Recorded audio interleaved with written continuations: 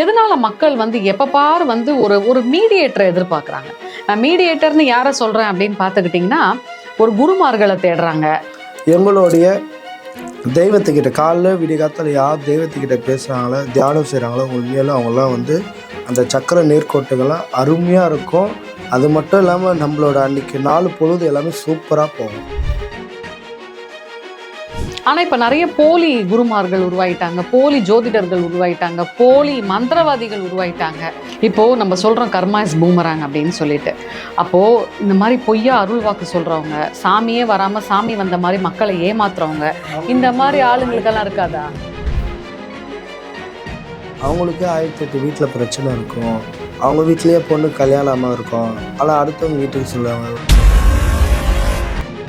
நீ இந்த ஒரு நான் சொல்கிற சமயத்துக்கு வா, உடம்புல ஒரு ஒட்டு துணி இல்லாமல் என் முன்னாடி வந்து நிர்வாணமாக உட்காரு.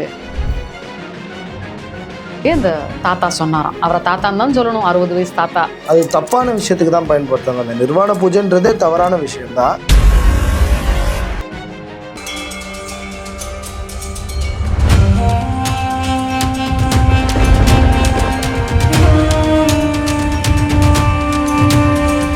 யூ தமிழ் நேயர்களுக்கு அன்பார்ந்த வணக்கம். நம்ம கூட பால் முனீஸ்வரன் இருக்காங்க. வணக்கம். வணக்கம். எப்படி இருக்கீங்க? நல்லா இருக்கேன். நீங்கள் எப்படி இருக்கீங்க? சௌக்கியமாக இருக்கேன்.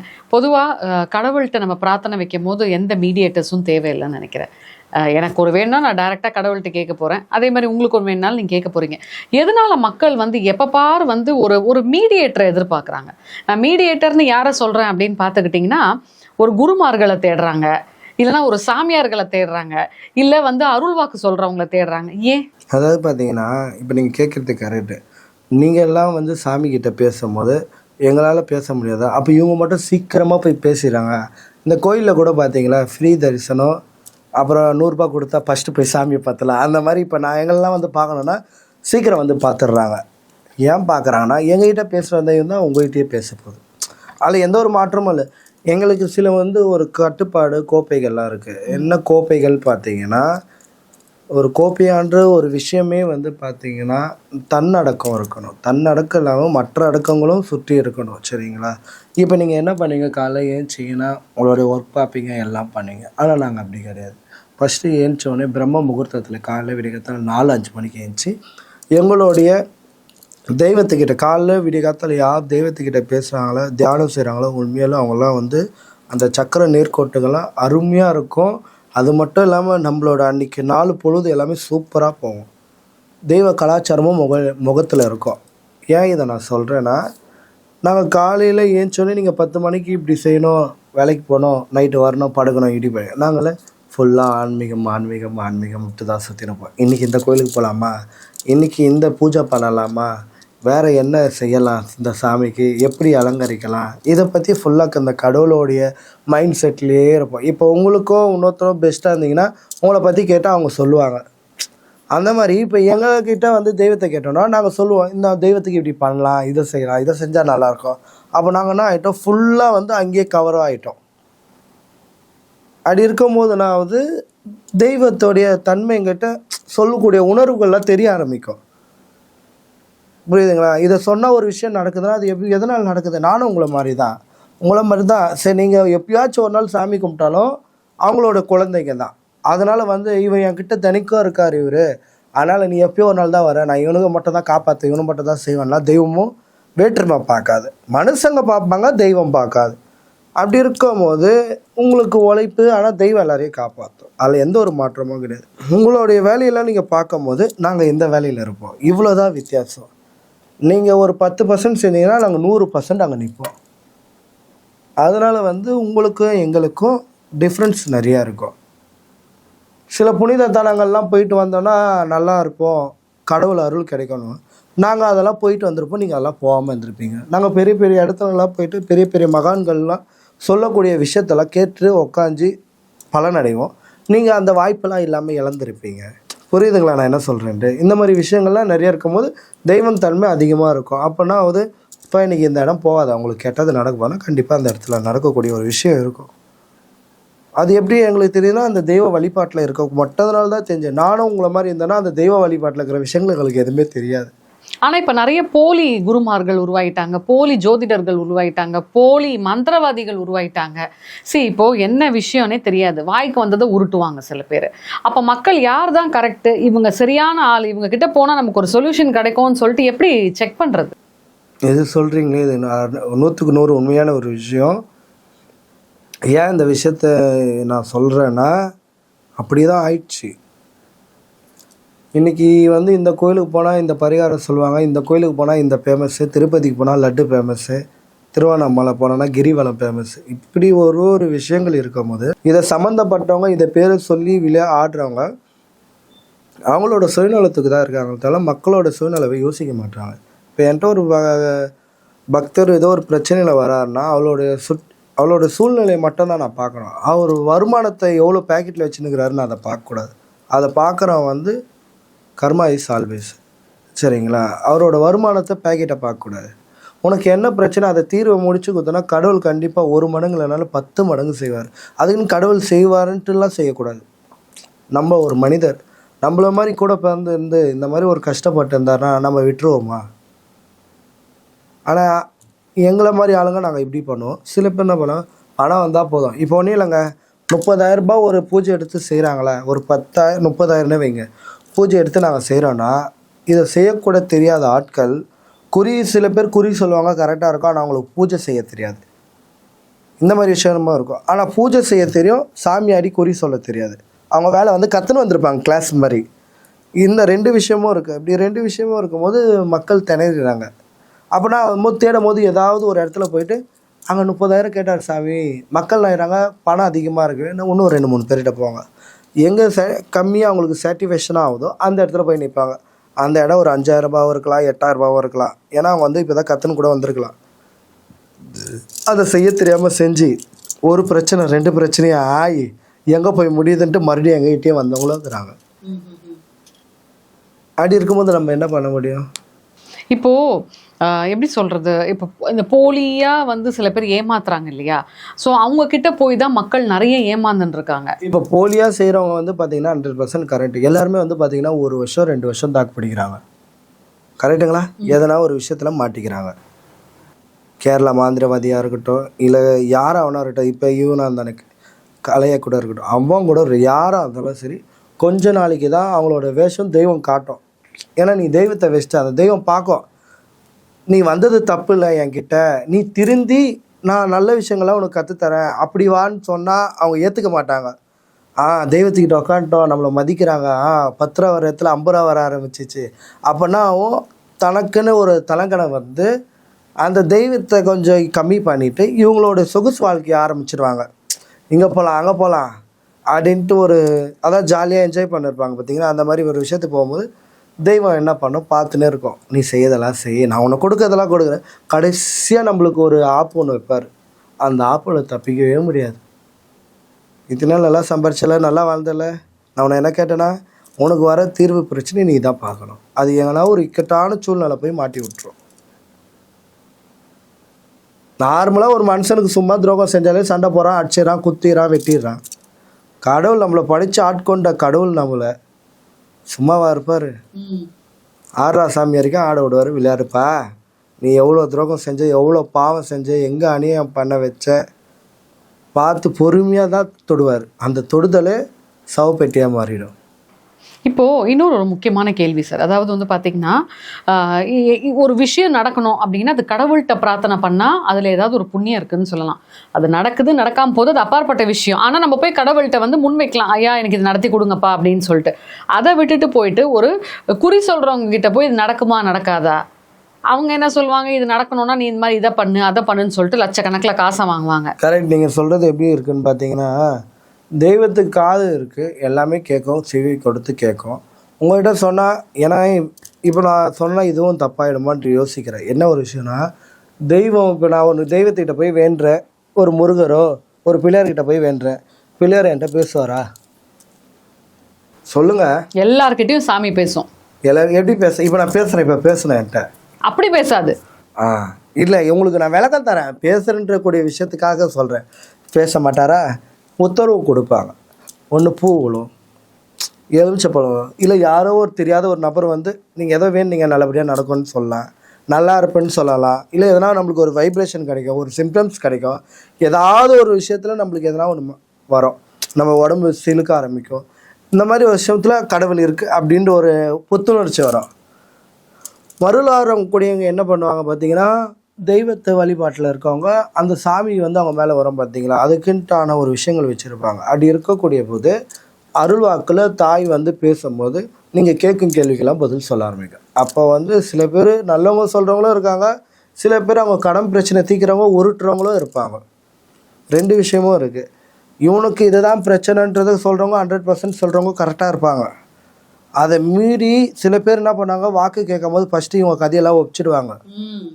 இது சாமி என் பையனுக்கு கல்யாணம் ஆகலை, ஒரே பிரச்சனை இருக்குது, வீட்டுக்கார் பத்த படுக்கையாக இருக்கார், என்ன பண்ண தெரியல, வருமானமும் இல்லைன்ட்டு எல்லாமே முன்கூட்டியே சொல்கிறாங்க. ஃபோன்லேயே ஸ்ட்ரைட்டாக வரும்போது என்ன பண்ணுவாங்க, அதில் ஒரு 4 பிட்டு போட்டால் கரெக்டாக தானே இருக்கும் சொல்கிறதுல, அந்த 4 பிட்டு எக்ஸ்ட்ரா போட்டோடனே என்ன ஆயிடுது, ஆமாம் ஜாமீன்வாங்க. அவங்க மைண்டை உட்கார வச்சு அப்படியே பிரெயின் வாஷ் பண்ணிடுறாங்களா, பிரெயின் வாஷ் பண்ணோன்னே என்ன ஆகிடுது, என்ன ஏதுன்ட்டு அமௌண்ட்டு பேசுவாங்க. பேசும்போது என்ன பண்ணுவாங்க, எடுத்துகிட்டு வந்து கொடுத்துருவாங்க. இதெல்லாம் எமன் ஒருத்தன் ஒரு மருளாடிக்கிட்டே யார்ட்டையும் சொல்ல போகும்போது எதுவுமே பேசாமல் போங்க. ஃபஸ்ட்டு உங்கள் குலதெய்வத்தை நயன்ட்டில் வரவங்கள வரைக்கும் பார்த்தீங்கன்னா, உங்கள் குலதெய்வம் என்னன்னு மட்டும்தான் கேட்பேன், வேறு எதுவுமே கேட்க மாட்டேன். அப்படி இருக்கும்போது தான் நம்ம கணிச்சு சொல்லணுமே தவிர, இவங்களாம் வந்து அப்படியே சொல்லிட்டு அதை அப்படியே ரீப்ளைன் பண்ணுவாங்க, அப்படியே ஒப்பிப்பாங்க. அதில் ஒரு 4 பட்டம் தப்பாகவே இருக்காது, கரெக்டாக தான் அமையும். எனக்கு இதில் ஒரு சந்தேகம், இது வந்து உருட்டுறவங்க சில பேர் பார்த்தீங்கன்னா, நான் இன்ஸ்டாகிராமில் கூட ஒருத்தவங்க லேடியை பார்த்தேன், இப்போ புதுசாக உட்காந்துன்னு இருக்காங்க. ஆனால் அவங்க வந்து ஆளுங்க வந்து உட்காடுறாங்க முன்னாடி, இவங்க சொல்கிறது எல்லாமே கரெக்டுன்றாங்க. சில பேர் வந்துட்டு எப்படி அதெல்லாம் சொல்கிறாங்க, அவங்க ஏதாவது எச்ஐனியை வந்து வச்சுருப்பாங்களோ? இல்லை, அதான் சொல்கிறேன் பார்த்தீங்களா, சில பேர் சொல்லக்கூடியவங்க சில விஷயங்கள் வச்சுருப்பாங்க, புரியுதுங்களா. சில பேர் வந்து இந்த மாதிரி கதையை கேட்டு சொல்கிறவங்களும் இருப்பாங்க. நம்ம போய் பார்க்கல இல்லைங்க, ஏன்னா அவங்க ஃபோனில் கேட்டுன்னு தானே வராங்க. இப்போ நம்ம கிட்டே வராங்கன்னா எடுத்தோடனே ஸ்ட்ரெயிட்டாக வர மாட்டாங்க, நம்ம எங்கே இருக்கோம், என்ன அட்ரெஸ்ஸு, என்ன வாங்கிட்டோன்னு வரைக்கும் கேட்பாங்க. அப்போ நம்ம என்ன கேட்போம், ரிட்டன் நீங்கள் எங்கேருந்து வரீங்க, எந்த ஊர்லேருந்து வரீங்க, என்ன பிரச்சனைன்னு ஒன்று கேட்போம், புரியுதுங்களா. அப்போ இதில் லாக் ஆகிடுறாங்க. இப்போ ஒன்றும் இல்லைங்க, எனக்கு ஒரு வீடு கட்ட முடியல பிரச்சனைங்க சொல்லிட்டீங்கன்னு வைங்களேன், நான் புது பிரச்சனை உள்ளே நோய்ப்பேன். அங்கே வேர்க்கனே எதனா ஒன்று ஆயிருக்கோம்ப்பா, நம்மளுக்கு சொல்லக்கூடிய விதம் தான் இருக்குது.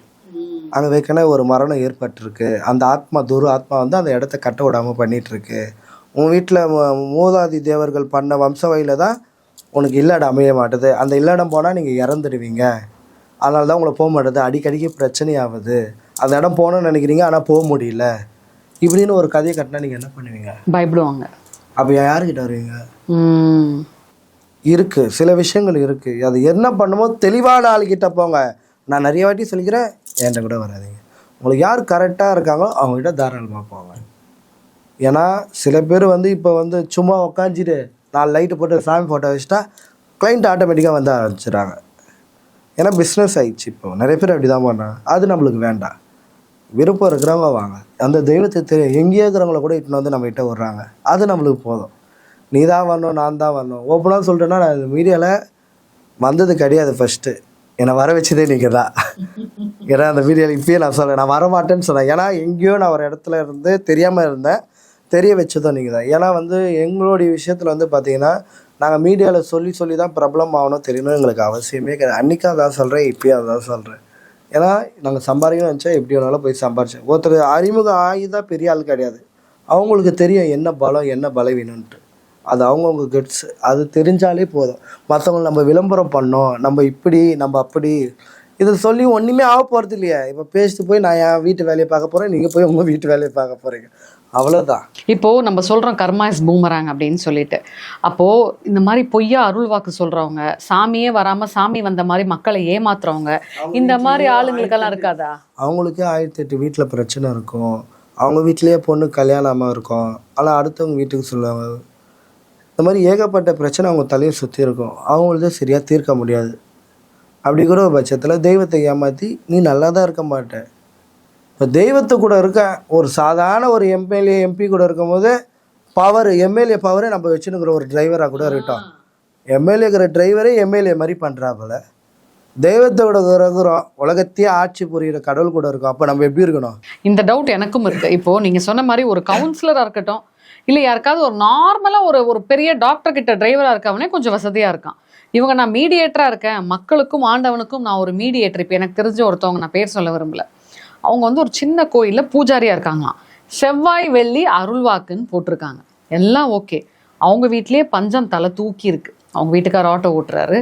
அவங்க பையனுக்கு கல்யாணம் ஆகலை. அந்த பையனுக்கு கிட்டத்தட்ட எனக்கு விவரம் தெரிஞ்சே ஒரு 7 வருஷமா பொண்ணு பார்க்குறாங்க. ஏன் அந்த செவ்வாய் வெள்ளி அருள்வாக்கில் ஏன் உங்கள் பையனுக்கு கல்யாணம் ஆகலை நீங்கள் அருள்வாக்கு சொல்லலையா? இது ஏன் இது மாதிரி மக்கள் யோசிக்க மாட்டேங்கிறாங்க? அதான் சொல்கிறேன், யோசித்தா மக்கள்லாம் எங்கேயோ போயிடுவாங்க. நானே கருத்தாக தான் நிறைய விஷயங்கள் சொல்லி கொடுக்குறேன். நம்மளை வந்து அதெல்லாம் புரிஞ்சிக்க மாட்டுறாங்களே. இதை பண்ணுங்க, இந்த விளக்கு போடுங்க, ஏலக்காய் போட்டு விளக்கு ஏற்றுங்க, நெல்லிக்காய் போட்டு விளக்கு ஏற்றுங்க, அந்த ஆக்டர் பண்ணுறாங்க, இவங்க பண்ணுறாங்கன்னா அதை ஏற்றுக்கிறாங்க. ஏன்னா உங்களுக்கு அவங்கள பிடிக்காதனால எனக்கு பிடிப்பாங்கப்பா, எனக்கு இந்த சாப்பாடு தான் பிடிக்கும்னா நான் அந்த சாப்பாடு தான் வாங்கி சாப்பிடுவேன். அப்படி இருக்கும்போது ஒருத்தரை பார்த்து பண்ணுறதுல பிரயோஜனமே இல்லை. நம்ம எவ்வளோ சொன்னாலும் மக்கள் தெரிந்து போகிறாங்க. இனி நமக்கு வரக்கூடிய காட்களில் பேசிட்டு தான் இருக்க போகிறோம். யார் தெளிவாகிறாங்களோ தெளிவாகிட்டு எனக்கு ரொம்ப சந்தோஷம். மக்களுக்கு நீங்கள் என்ன சொல்ல விரும்புகிறீங்க? இப்போ அவங்களுக்கு 1000 தேவை இருக்கலாம், லட்சம் தேவை இருக்கலாம், புரியுதுங்களா? அந்த பிரார்த்தனையை கடவுள்கிட்ட டைரெக்டாக முன்வைக்கலாம். ஸோ மக்களுக்கு நீங்கள் என்ன சொல்ல விரும்புகிறீங்க? அதாவது பார்த்தீங்கன்னா, தயவு செஞ்சு உங்களுக்கு உண்மைன்னு ஒரு தோணும் பார்த்தீங்களா, அந்த இடத்துக்கு போங்க. வேறு எங்கேயும் போகாதீங்க. இது ஃபர்ஸ்ட் ஆப்ஷன். நீங்கள் சொன்னாலும் கடவுள் கேட்பார், நீங்கள் சொன்னாலும் கேட்பார், நான் சொன்னாலும் கேட்பார். அது யாராலையும் மாற்ற முடியாது. அழிவுன்றது நம்ம கையில் இல்லை, கடவுள் கையில் தான் இருக்குது. அந்த கடவுள் போடுறது தான் எல்லாமே. உன்னோட தலையெழுத்து இப்படி தான் மாறணும், நீ இப்படி தான் அடி வாங்கி சாகணும், நீ இப்படி தான் ஆக்சிடென்ட் ஆகி சாகணும், அதுவும் இருக்குது, இல்லாமலாம் இல்லை. 8-10 சாவுனா கூட அது இறைவன் எழுதப்பட்டதாக தான் இருக்கும். ஏன்னா நீ அவ்வளோ அநியாய அக்கிரமம் பண்ணியிருப்ப. அந்த கர்ம வினைகள்லாம் தீர்க்கக்கூடிய விஷயங்கள் தான் முன்கூட்டி நீ பிறக்கும் போதே நீ எப்படி வளர்வை, எப்படி இருப்பேன்னு கணிச்சு கொடுக்குறது தான் எல்லாமே. நீங்கள் கடவுள்கிட்ட போப்பா, கடவுளுக்கு செஞ்சு என்ன செய்யுது, நான் போய் எந்த மதமாச்சு மாறி அப்படின்னு நினைக்காதீங்க. ஒரு கடவுள் செஞ்சால் தான் மாறுவீங்கன்னா மனிதன் அப்போ நம்ம என்னன்னு பேசுறது? தெய்வ வழிபாட்டில் இருங்க, இருக்காமல் போங்க, அது உங்களுடைய விருப்பம். பிடிச்சா ஒரே வழிபாட்டில் போனால் கண்டிப்பாக வெற்றி அடையலாம். பல சாதனைகள் சோதனைகள்லாம் வரங்க, அதை தாண்டி தாங்க நம்ம வெற்றிக்கு கொண்டாட முடியும். எத்தோடனே ஏழு ஃபுல்லாக சோதனையாகுது அப்படின்னா நம்மளுக்கு தான் உடம்புல தெம்பு இருக்கு, இன்னும் எவ்வளோ இருக்கு. இன்னொரு முக்கியமான விஷயம், ஒரு பெண் என்னை தேடி வந்து அவங்க பார்த்து இந்த பிரச்சனையை சொன்னாங்க. எனக்கு ரொம்ப ஷாக்கிங்காக இருந்தது. இதை வந்து கேளுங்க மேடம் அப்படின்னாங்க. அவங்களுக்கு 42 வயசு ஆகுது. அந்த பெண் இன்னும் கன்னியாக தான் இருக்கா, கல்யாணம் ஆகலை. அந்த பெண் போய் அவங்க சொல்லி ஒரு ஜோசியரை போய் பார்த்துருக்காங்க. அவருக்கு ஒரு 60லேருந்து 62 வயசு மதிக்கத்தக்க ஏஜ் இருக்கும்னு வச்சுக்கோங்களேன். அவர் வந்து எல்லாத்தையும் எல்லாம் பார்த்துட்டு எல்லாம் சொல்லிட்டு கொஞ்சம் உட்காருமா அப்படின்னு சொன்னாராம். அந்த ஜோசியரை பார்க்க இன்னும் 2-3 பேர்லாம் வந்திருந்தாங்க. எல்லாரையும் பார்த்து முடிச்சதுக்கப்புறம் அந்த பெண்ணை திருப்பி கூப்பிட்டுட்டு, உங்களுக்கு கல்யாணம் ஆகிறதுக்கு நான் ஒரு வழி சொல்கிறேன் அப்படின்னா, அந்த பொண்ணு ஒன்றே சந்தோஷமாக கேட்டுச்சேன், என்ன அதுன்னு. நீ நான் சொல்கிற சமயத்துக்கு வா, உடம்புல ஒரு ஒட்டு துணி இல்லாமல் என் முன்னாடி வந்து நிர்வாணமாக உட்காரு. நான் அந்த அதிர்ச்சியில் உன்னை பார்த்து நான் ஹா அப்படின்ட்டு பார்ப்பேன். அந்த ஒரு அதிர்வில் வந்து உன் மேலே இருக்க அத்தனை தோஷமும் போயிடும், உன் வம்சா வழியாக வந்த தோஷமே போயிடும், உனக்கு உடனே ஒரு 3 மாதத்தில் திருமணம் ஆகிடும்னு சொல்லி அந்த தாத்தா சொன்னாராம். அவரை தாத்தான்னு தான் சொல்லணும், 60 வயசு தாத்தா. ஆனால் அவர் போட்டுருக்க ஒரு வேஷம் பார்த்தீங்கன்னா ஜோதிடர் அப்படின்ற ஒரு வேஷம், புரியுதுங்களா? அந்த பொண்ணு வந்து ரொம்ப வருத்தப்பட்டு என்னை தேடி வந்து இந்த விஷயத்த சொன்னான். ஒன்றும் இல்லை, கம்ப்ளைண்ட் கொடுக்க சொல்லுங்கள், நான் கண்டிப்பாக அதுக்கு சப்போர்ட் பண்ணுறேன். ஏன்னா இது வந்து ரொம்ப தவறான ஒரு விஷயம். அப்படி காமிச்சு தான் அந்த ஜாதகம் கணிப்பு எல்லாம் நல்லா இருக்கணும்னா அப்புறப்பட்ட கல்யாணமே வேண்டாம். அப்படி அன்மனமாக பார்த்தா தான் அந்த தோஷம் போகுமா? இல்லை, இதெல்லாம் ரொம்ப தவறான ஒரு விஷயம். சில பேர் அதான் மூட நம்பிக்கையில் வந்து நம்மளுக்கு அது ஒரு நடக்கணும்னு ஒரு ஆசையில் போகிறவங்களும் இருப்பாங்க. அப்போ இதுக்கு முன்னாடி அவர் எவ்வளோ பேர் பார்த்துருப்பாருன்னு தெரியலை, சரிங்களா? ஏன்னா இதெல்லாம் ஒரு அதிர்ச்சி ஊட்டக்கூடிய ஒரு விஷயம், இதெல்லாம் ஒரு தூண்டுதல், தவறான ஒரு விஷயம். இது ரொம்ப தவறு. இது என்ன பேசுறதுன்னு எனக்கே தெரியல. இந்த மாதிரி ஆட்கள்லாம் உண்மையிலே கடவுள் இருக்கார், ஆனால் நம்ம நினச்சின்னு போவாங்களா நல்லா தான் இருக்கிறாங்க, என்ன தான் சொன்னாலும். நீங்கள் அப்படின்னா அரண்மனையை பார்த்து எப்பயுமே நம்பாதீங்க. அரண்மனைக்குள்ளே போய் பாருங்கள் என்ன ஓட்ட உடைச்சல் இருக்குன்ட்டு. ஏன்னா நம்ம பார்த்தோன்னே ஐயோ பளபளப்பாக இருக்குது, இது என்னது ஸ்ட்ராங்கா இல்லை சிமெண்ட்டில் கட்டினதா இல்லை ப்ளைவுட்டில் வச்சுருக்காங்களா செட்டப்பா, நம்மளை பார்க்கும்போது தான் தெரியும். பார்த்தா எல்லாமே தெரியும், போய் ஆராய்ஞ்சா தான் எல்லா விஷயமும் கிடைக்கும். அந்த மாதிரி விஷயத்தில் இவர் பண்ணது ரொம்ப ரொம்ப தப்பு. நான் வன்மையாக கண்டிக்கிறேன். என்ன சொல்கிறது, அதை சொல்கிறேன்ல, பேசுகிறதா இருக்கு. இது ரொம்ப தவறான விஷயங்க. அந்த மாதிரிலாம் ஆன்மீகத்தில் இல்லைங்க. நிர்வாண பூஜைன்னு ஒன்று இருக்குது, ஆனால் இந்த நிர்வாணத்தில் இந்த ஒரு விஷயங்கள்லாம் கிடையாது. அது தப்பான விஷயத்துக்கு தான் பயன்படுத்துவாங்க. அந்த நிர்வாண பூஜைன்றதே தவறான விஷயந்தான். அது தப்பான விஷயத்துக்கு தான் பயன்படுத்துவாங்க தவிர நல்ல விஷயத்துக்கு யாரும் பயன்படுத்த மாட்டாங்க. ஸோ நிறைய விஷயங்கள் வந்து மக்களுக்கு தெளிவாக சொன்னீங்க. ஏன்னா உங்களுக்குன்னு ஒரு சில பேர் இருக்காங்க இல்லையா? ஸோ கண்டிப்பாக நீங்கள் யதார்த்தமான விஷயங்களை சொல்லுவீங்க. இந்த பதிவை பார்த்துட்டு நிறைய பேர் இனிமேல் இந்த மாதிரி தப்பான விஷயங்களை சிக்க மாட்டாங்கன்னு நம்புவோம். ஸோ மக்களே தயவு செஞ்சு இந்த மாதிரி தப்பான ஜோதிடர்கள்கிட்டயோ இல்லை மாந்திரிகவாதிகிட்டயோ சிக்காதீங்க. எந்த ஒரு சந்தேகமாக இருந்தாலும் இந்த பதிவை போட்டு பாருங்கள். உங்களுக்கு ஒரு நல்ல விளக்கம் பால்முனை சொல்லியிருக்காரு. ஸோ மிக்க மகிழ்ச்சி. நன்றி. நன்றி.